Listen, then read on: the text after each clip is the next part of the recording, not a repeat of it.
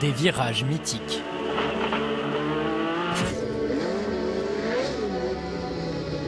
Des repères immuables.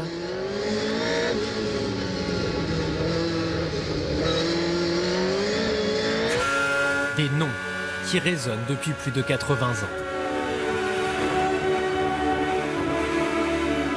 À Monaco, aux côtés de Sainte-Dévote, du casino et du tunnel, un simple bureau de tabac niché dans cette courbe peut entrer dans la légende. Le premier gauche, qu'on appelle le bureau de tabac, c'est vraiment un endroit où on est vraiment obligé de passer au ras du rail à l'intérieur. D'ailleurs, très souvent, il y a eu des accidents où on touche un tout petit peu le rail. Si on rate la corde, on est complètement en perdition sur la deuxième partie. Donc c'est en même temps technique, rapide. Et il y a une autre particularité, c'est qu'on est très très proche des spectateurs. On voit ce qui peut se passer. On a du mal à être très très précis sur les rails, sans se laisser perturber par des drapeaux, par des mouvements, des gens qui se lèvent, etc. C'est un plaisir et en même temps c'est un vrai challenge. C'est le challenge, c'est un des challenges du circuit. Ouais. Des défis, une aura, un passé imprègne ces rues.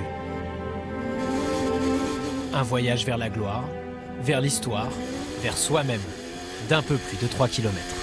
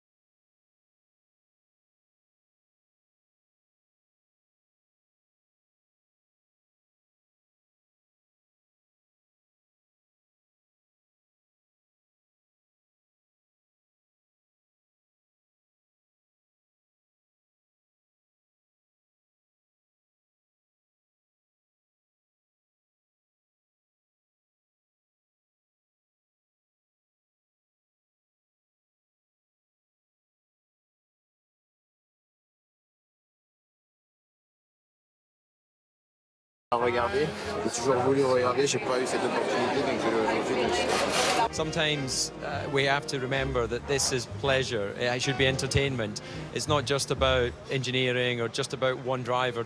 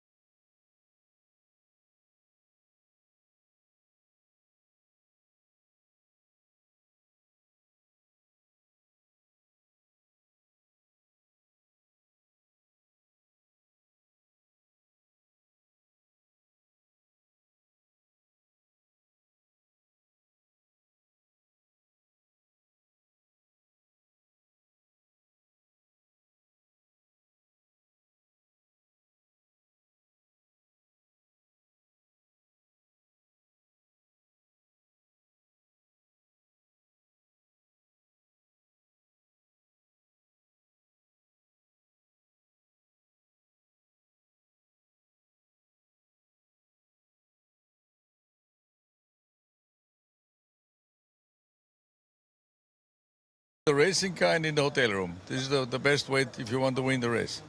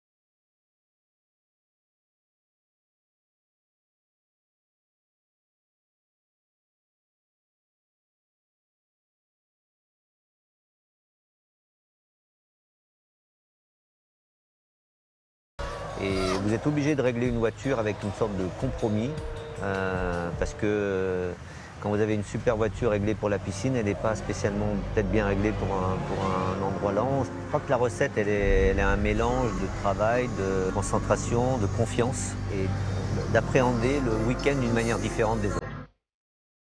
Dimanche. Après 4 jours de préparation, les pilotes s'installent sur la grille de départ boulevard Albert Ier, devant la loge du Prince.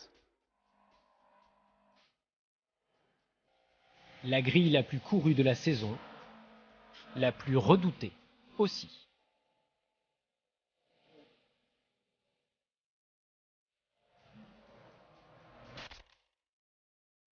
À une centaine de mètres de leur emplacement, une courbe à droite, le virage de Sainte-Dévote, petite église située au bout d'une cour pavée.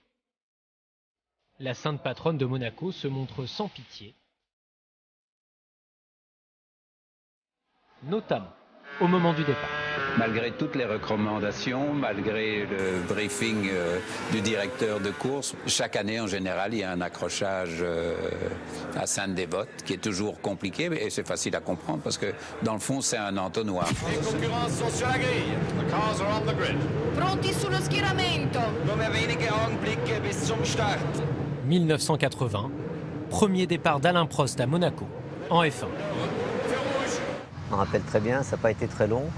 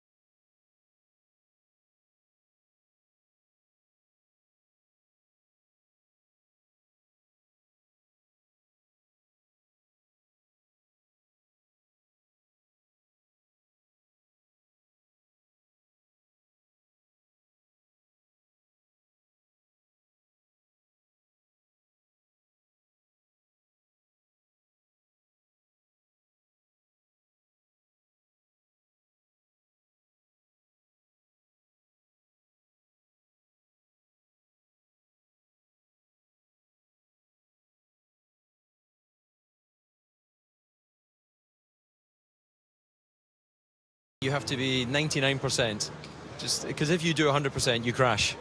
And that's the thing, you have to discipline yourself to drive 99% and just really know your car. So the key for me was always when I had a new car in January, I was thinking already about Monaco, always making sure that my position in the cockpit gave me good visibility and gave me the confidence. Pendant plus de 70 tours, Sainte-Dévote reste un piège implacable.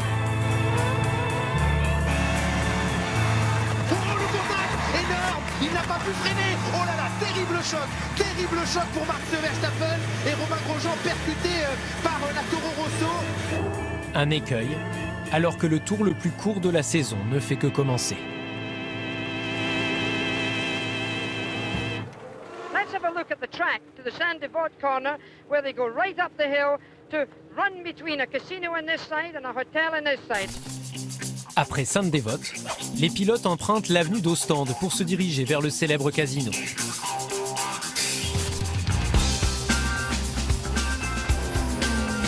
Une montée étourdissante.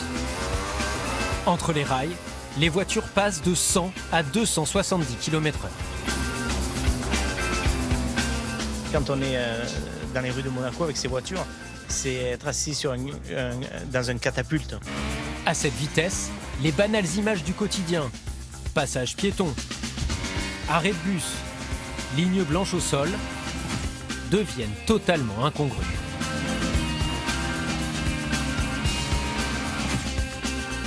Au début, quand on est sur le circuit, là, on a un peu peur. Les rails sont prêts, il y a des bandes, vous savez, les bandes de parking pour les autos qui sont sur le circuit. Ça fait vraiment impression. Sur le plan visuel, c'est assez difficile pour s'habituer.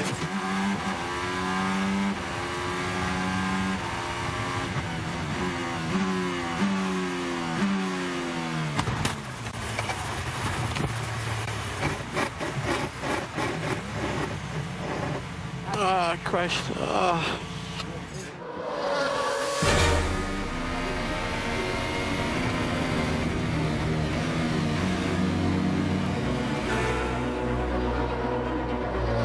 Les premières fois où j'ai roulé, au bout de 3 tours, je rentrais très essoufflé dans les stands parce qu'il y a une façon de se caler pour la respiration qui est différente sur les autres circuits. Comme vous êtes souvent en apnée, il y a des moments où vous oubliez de respirer à des moments clés, disons, et puis vous essoufflez. Après avoir dépassé le casino, les pilotes piquent vers le virage de Mirabeau. Un freinage délicat en dévers. Une bosse à éviter au niveau du passage piéton, une descente chaotique, l'endroit qu'aimait le moins Nico Rosberg sur ce circuit. Le pire, c'est le Mirabeau, parce que, ouais, ça c'est nul de dire ça maintenant, mais parce qu'il y a la route qui tombe à la fin du freinage, et à chaque fois la roue intérieure bloque. S'il l'évoque avec une certaine gêne, c'est à cause de ce moment. En 2014, pendant les qualifications, alors qu'il détient le meilleur temps, il tire tout droit dans l'échappatoire. Il provoque un drapeau jaune et empêche son coéquipier Lewis Hamilton d'essayer de faire un meilleur temps. Manœuvre volontaire ou pas, le lendemain, il part de la pole position et gagne pour la 2e fois d'affilée à domicile. J'ai grandi 100 mètres du circuit. C'est un plaisir énorme de pouvoir faire une course de Formule 1 chez moi, dans mes rues, devant tous les gens que je connais, tous mes amis, toute la famille. Car si ce circuit est spécial pour les pilotes, c'est aussi parce que la plupart vit ici.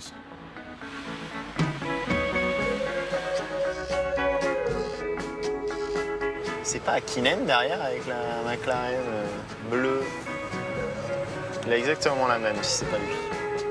Dans les rues de la Principauté, le pilote Ferrari Charles Leclerc peut se retrouver au même feu rouge que le double champion du monde de la fin des années 90, Mika Hakkinen, et bien d'autres. Ces pilotes comme Hamilton, Ricciardo, qui ont décidé d'habiter ici, est-ce que vous les côtoyez parfois? Honnêtement, pas souvent. Daniel, je me rappelle que c'est le premier pilote de F1 que j'ai vu à Monaco. Il était au supermarché en train de faire ses courses, moi pareil. On se connaissait pas à l'époque parce que moi j'étais je crois en Formule Renault, lui était déjà en F1. Ouais, c'était marrant de le voir faire ses courses normales, comme une personne normale, quoi. Après avoir vaincu Mirabeau, les voitures ondulent vers le Loves, l'épingle la plus lente de la saison, 45 km/h à peine.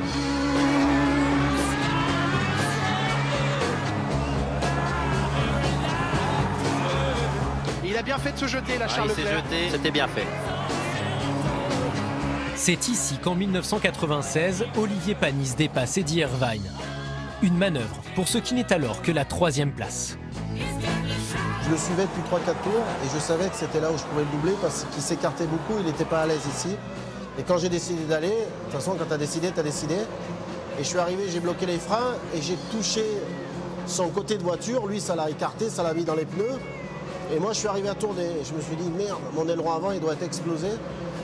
Et puis, 3-4 virages après, je me suis dit, écoute, la voiture, elle n'a pas changé. Et je demande à la radio, est-ce que vous voyez si l'aileron a quelque chose? Il me dit, non, on ne voit rien, continue. Mais si tu le réessayes 10 fois, c'est sûr que tu restes avec lui. Sous la pluie, alors que les accrochages se multiplient, le scénario prend encore une autre ampleur. Damon Hill, puis Jean Alesi, leaders successifs, doivent abandonner à cause de casse mécanique. Parti 14e, Olivier Panis se retrouve premier. J'avais l'impression, vraiment, ça fait très mystique, tout ce que tu veux, mais qu'il ne pouvait rien m'arriver, quoi. Au bord de la panne d'essence, il s'impose avec sa modeste Ligier, un résultat qu'il était le seul à pouvoir imaginer. Je me rappelle le dimanche matin quand je suis levé, j'ai dit à ma femme, je vais faire un podium aujourd'hui. Quand j'ai tiré le rideau, que j'ai vu la pluie, j'ai dit, il va se passer quelque chose. La confiance comme moteur, une forme de révélation. Pas un cas isolé à Monaco. Jarno Trulli en 2004 et Jean-Pierre Beltoise en 1972 gagnent aussi ici le seul Grand Prix de leur carrière. Jean-Pierre Beltoise a fait la course de sa vie. Il a gagné, mais pas d'un peu, il a gagné magistralement. J'avais une bonne réputation en général dans des conditions de pluie, mais il m'a largué cette fois-là. Je pense que le mot sublimé n'est peut-être pas encore suffisant. Après le Loves, les F1 s'engagent dans l'avenue Princesse Grace vers une double courbe à droite jusqu'au virage du Portier.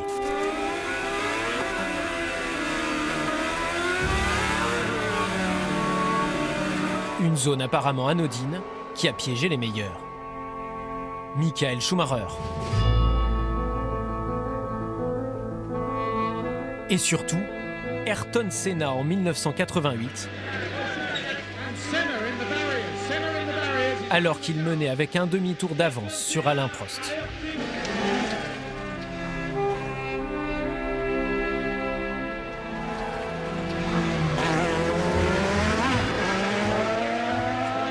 Le Brésilien construit pourtant une partie de sa légende en principauté. 6 victoires, un record et des souvenirs gravés pour toute une génération.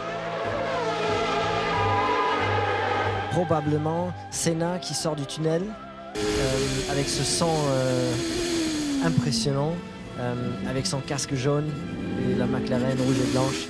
Ça, c'est peut-être mes premiers souvenirs.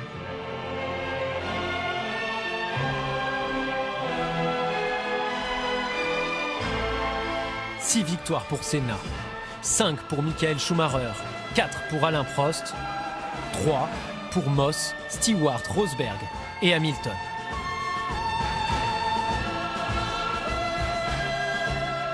I was driving around this race and I was thinking about Ayrton.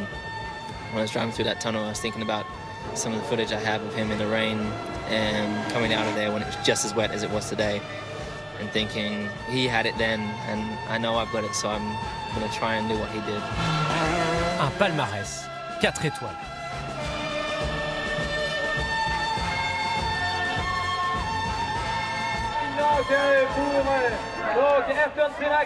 Only Jim Clark is the only great driver that never won in Monaco in Formula One. So if I hadn't won the Monaco Grand Prix, there would be something missing. You've got to win it. Mais celui qui reste le plus lié au circuit est sans doute Graham Hill. 5 victoires à Monaco sur les 14 de sa carrière. What was the story of this race from your driver's seat point of view? Well, it was bloody hard. They'd call my dad Mr. Monaco. He somehow clicked with that circuit, and things went well for him there, which you can't really explain because he never won the British Grand Prix either. So it's just sometimes luck is involved, but I think to win 5 times is not lucky. It must be some skill. Passé le Portier, les voitures s'engouffrent dans le tunnel, le virage le plus rapide de la saison depuis des décennies. Changement de luminosité, vitesse, un moment à part.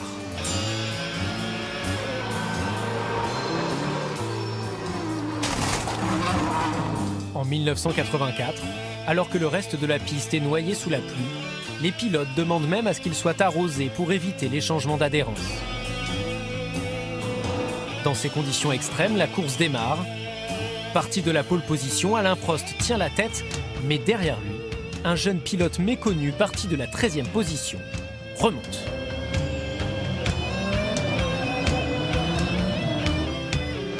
Et il est passé, Lauda. Il a été doublé par Senna dans la ligne droite. Senna, 2e, revient sur Prost. Mais 11 des 20 pilotes ont déjà dû renoncer et les conditions empirent. À un moment, j'ai fait signe parce que ça devenait vraiment compliqué. Devenu directeur de course après sa carrière de pilote, Jackie Ickx interrompt l'épreuve au 31e tour. Senna avait alors moins de 8 secondes de retard sur Prost. Ce qui compte, c'est de survivre dans ce métier. J'ai trouvé que c'était inutile de laisser les pilotes aller plus loin. Le Brésilien s'estime lésé de la première victoire de sa carrière. J'ai revu Senna bien après. Avec le temps qui a passé, il a trouvé que c'était une bonne décision. Mais entre-temps, il avait gagné 50 Grands Prix, donc ce n'est plus du tout la même optique. La course stoppée avant les 3 quarts, Alain Prost ne marque ce jour-là que 4,5 points au lieu de 9. Il perdra le titre d'un demi-point en fin de saison face à Lauda. Ça fait partie de l'histoire de la F1, on va dire ça comme ça.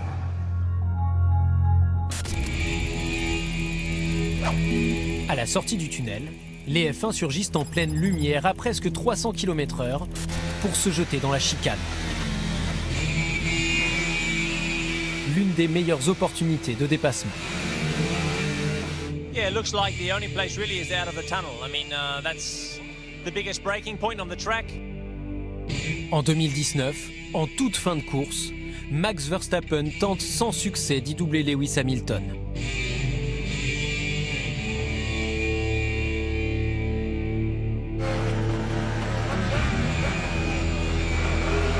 Cette chicane, les monoplaces l'abordent à moins de 100 km/h. Un obstacle brutal, mis en place après un événement dramatique. 1967, 82e tour. Lorenzo Bandini, deuxième, est lancé à la poursuite du leader. La chicane est alors beaucoup moins marquée. Il y perd le contrôle de sa Ferrari. Piégé dans sa voiture en flammes, il décède 3 jours plus tard. Le seul accident mortel en F1 de l'histoire du Grand Prix de Monaco. Malgré des modifications importantes, en 1994, c'est aussi ici que Karl Wendlinger part en glisse avec sa Sauber. Après plusieurs jours de coma, le pilote autrichien s'en sort. Assurer la sécurité des pilotes dans les rues étroites de la principauté, une gageure qui suppose des évolutions constantes. Jackie X les a observés depuis ses premiers Grands Prix dans les années 60. À l'époque, c'est évidemment pas le même contexte de sécurité. Les choses sont plus aléatoires. On ne parle pas de rails, on parle de bordures et de bottes de paille. La chicane était une vraie chicane entre deux murs, quasiment 2 murs en bois. Dans les années 50, on pouvait tomber dans le port. Encore aujourd'hui, je pense qu'il y a un plongeur à ce niveau-là.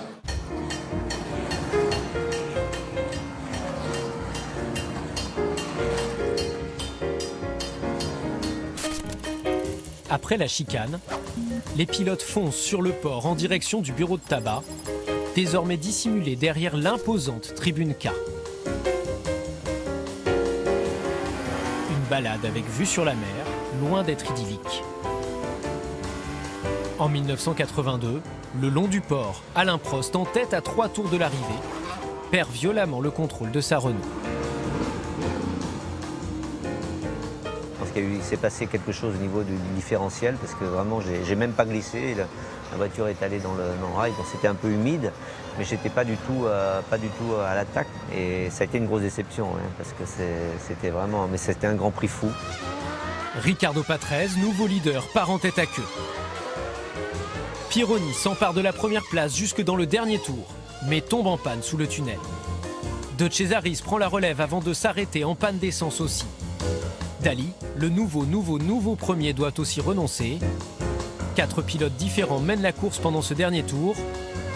Et c'est finalement Patrese, reparti après son erreur, qui gagne, sans même le savoir au moment où il franchit la ligne. J'ai pas vraiment le souvenir d'une autre course sur un circuit, on va dire, plus traditionnel, où on a eu ce genre d'histoire de dénouement, des voitures dans tous les sens. Et non, c'est la magie de ce circuit, encore une fois. Ouais.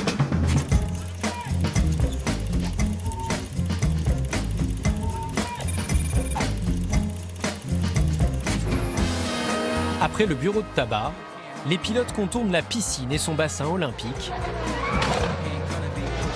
sous le regard d'un glorieux ancien. Là, on est au premier S de la piscine. Louis Chiron, le premier pilote monégasque de l'histoire de la F1. Le deuxième, c'était Olivier Beretta.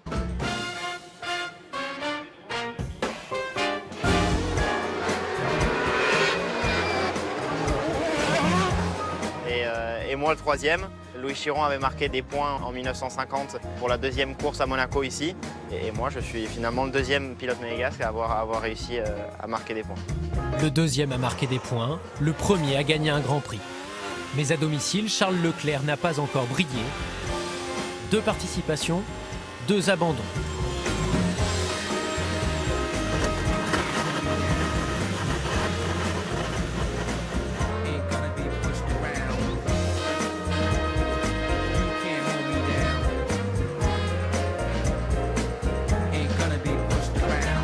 En 2019, c'est à quelques centaines de mètres du buste de Louis Chiron que sa monoplace s'échoue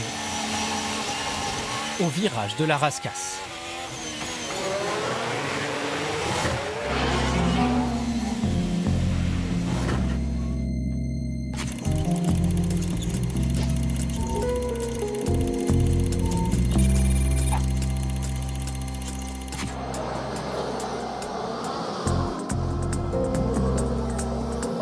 Oh là, fallait oser venir se glisser le long du rail là à la Rascasse. Véritablement très osé. En 2014, c'est dans cette épingle que Jules Bianchi réalise une manœuvre brillante qui lui permettra de marquer des points avec une voiture modeste.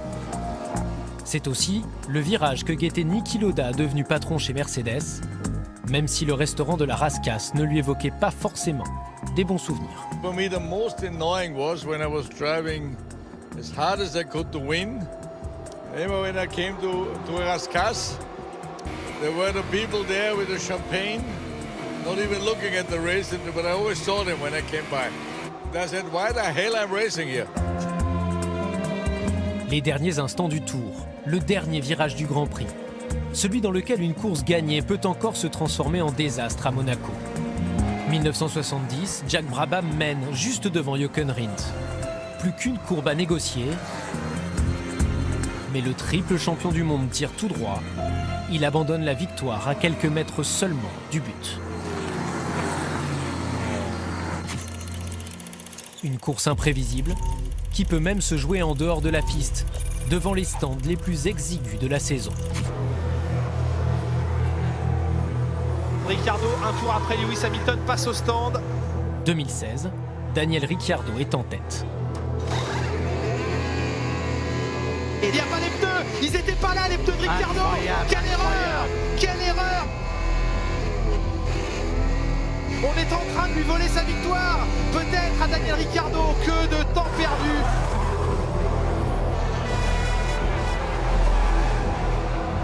Ouh, ça va être au coude à coude au bout de la ligne droite. Oh, ça va être côte à côte dans la montée. Non, avantage Hamilton.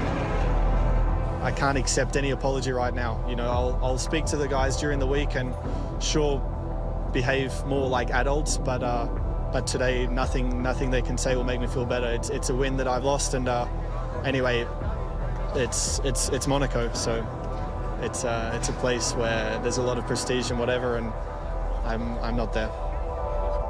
Monaco, tourniquet infernal qui dérègle les équipes les plus solides.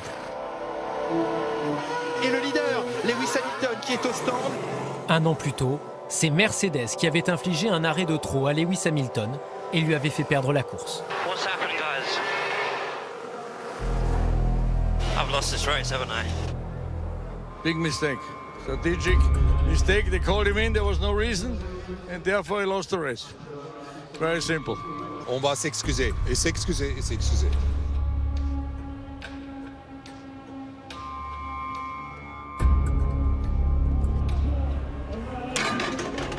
Atteindre la perfection sur la piste comme en dehors. Le prix d'un succès en principauté. Une exigence qui rend la victoire dans ces rues précieuse et unique.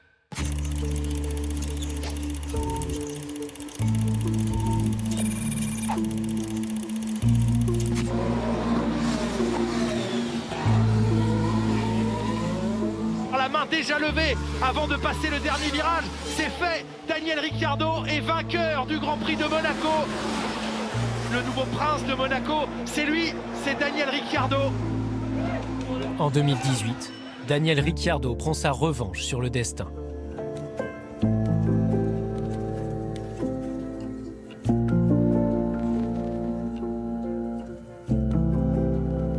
I finally feel like the redemption has arrived. We won Monaco, so feels good.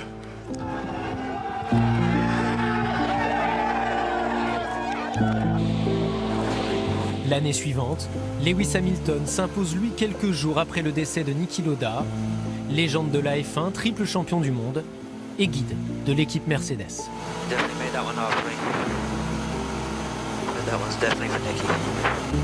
Des circonstances qui ajoutent un peu plus d'émotion à un moment déjà marquant.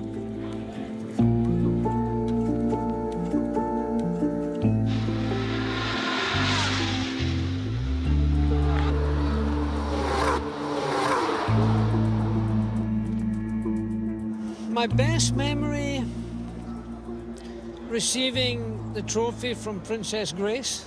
This is the history of Monaco. Behind you had, Prince Rainier, you had Princess Grace, and today, of course, Prince Albert and Princess Charlene. With the greatest respect, don't have that in Spain, or we don't have that in England, or we don't have that at other Grand Prix. Il y avait toujours cette particularité ici à Monaco de faire ça au pied de la loge. Si vous vous souvenez des Grands Prix d'il y a très longtemps, pour nous, c'est toujours un moment très particulier, un moment émouvant et un moment aussi de partage avec les pilotes qui accèdent au podium. Des images qu'on ne voit nulle part ailleurs. Jenson Button, qui se gare au mauvais endroit et doit courir dans la ligne droite jusqu'au podium.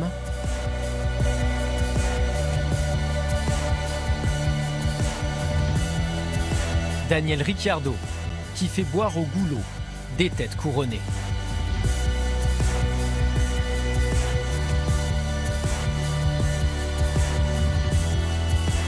Il y a une magie, et on aura toujours oublié quelque chose à Monaco, mais c'est toujours pour l'année d'après. Le champagne qui recouvre l'asphalte. À côté de la loge princière, 3 hommes se tiennent côte à côte. Comme leurs aînés avant eux, ils viennent de vaincre le circuit le plus spécial, le plus glamour, le plus incertain de la saison.